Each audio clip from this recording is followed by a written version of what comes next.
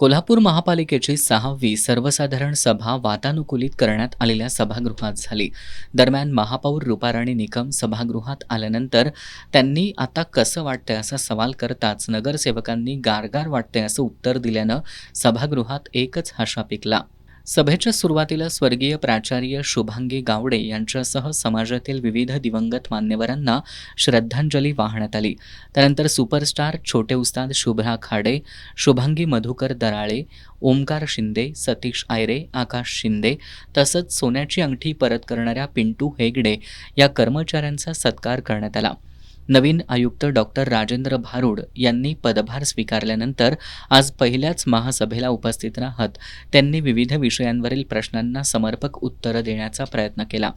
त्यानंतर विरोधी पक्षानं कोल्हापूर शहराच्या हद्दवाढीचा मुद्दा उपस्थित करत स्थगन प्रस्ताव मांडला. 42 गावांसाठी विशेष प्राधिकरणाचा प्रस्ताव आल्यामुळं हद्दवाढीबाबत संभ्रम निर्माण झाल्याचा आरोप करत विरोधी पक्षनेते राजेश लाटकर यांनी सभा तहकूब करण्याची मागणी केली.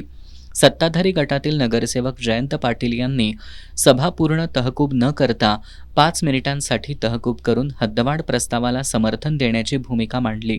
त्यानुसार महापौरांनी दुपारी 12:40 सभा 5 मिनिटांसाठी तहकूब केली. सभेला पुन्हा सुरुवात झाल्यानंतर कायमस्वरूपी नोकर भरतीचा मुद्दा केंद्रस्थानी राहिला. अग्निशमन विभागातील मानधन तत्वावरील फायरमन कर्मचाऱ्यांना कायम सेवेत सामावून घेण्याचा प्रस्ताव मांडण्यात आला. यावेळी इतर विभागातील रिक्त पदांबाबत प्रस्ताव का आणला नाही असा सवाल उपस्थित करत नगरसेवकांनी प्रशासनाला धारेवर धरलं. यावेळी काही नगरसेवकांनी अतिरिक्त आयुक्त शिल्पा दरेकर या काम करत नसल्याचा गंभीर आरोप केला. यावेळी अनेक प्रश्नांवर अधिकाऱ्यांना समाधानकारक उत्तरं देता आली नाहीत. अखेर आयुक्त डॉक्टर भारुड यांनी पुढील सभेत सर्व विभागातील नोकर भरतीचे प्रस्ताव पुढच्या सभेत स्वतः मांडणार असल्याचं आश्वासन दिल्यानंतर वातावरण शांत झालं. सभेत 15व्या केंद्रीय वित्त आयोगाच्या निधी नियोजनावरही चर्चा झाली. 37 कोटी रुपयांच्या निधीपैकी 18,73,00,000 रुपये पाणी पुरवठा योजनेसाठी आणि तेवढीच रक्कम आरोग्य विभागासाठी वापरण्यात येणार असल्याची माहिती देण्यात आली.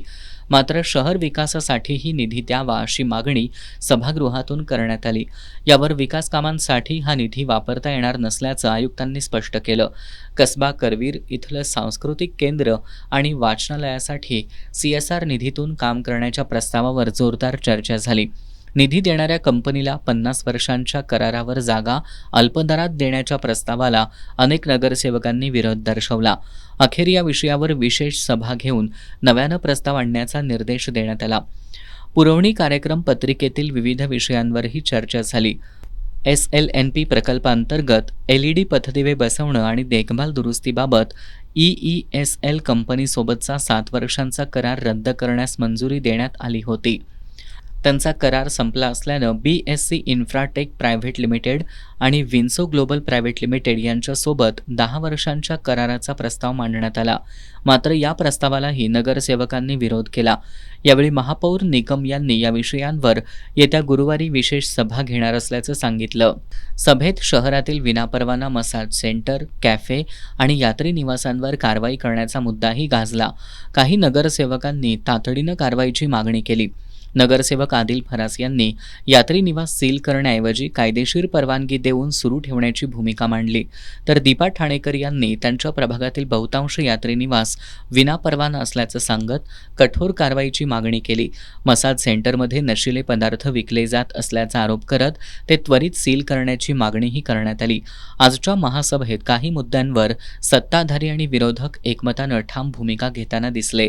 आजच्या सभेत विरोधी पक्षनेते राजेश लाटकर, नगरसेवक सुनील मोदी, जयंत पाटील, वैभव माने, जयश्री चव्हाण, प्रतिज्ञा उत्तुरे, आदिल फरास यांच्यासह अनेक नगरसेवकांनी विविध प्रश्न मांडले.